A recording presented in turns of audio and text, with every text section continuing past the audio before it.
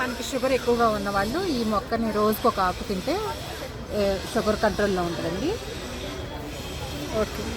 ఇది కర్పూరం ప్లాంట్ అండి. ఈ మొక్క ద్వారా పెరిగి పెద్ద అయిన తర్వాత ఈ మొక్కలోంచి కర్పూరం వస్తుంది. కర్పూరం. ఓకే. ఇది మామూలు వాము,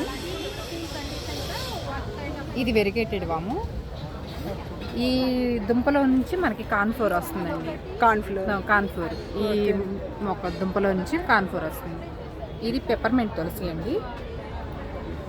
మనం తింటే దీన్ని పెప్పర్మెంట్ మౌత్ ఫ్రెషనర్ లాగా ఉంటుంది. ఇది రణపాల.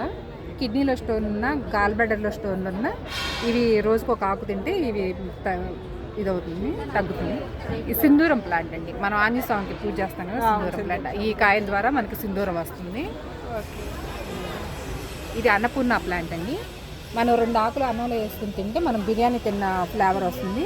మెడిసినల్ వాల్యూస్ కూడా చాలా ఉన్నాయి. ఈ ఆకులు తీసేసి మనం అన్నం తింటే మంచిది, మెడిసినల్ వాల్యూ చాలా. ఇది అశ్వగంధ అండి.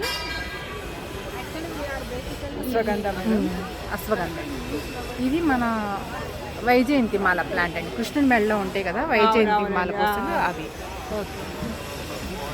బట్టి నూనెలో ఒక ఆకేసి మనం దీపం వెలిగించుకుంటే పాండవులు వనవాసం వెళ్ళినప్పుడు ఈ ఆకు ద్వారా దీపాలు వెలిగించుకునేవాళ్ళు. ఓకే. పరుపులు వేసి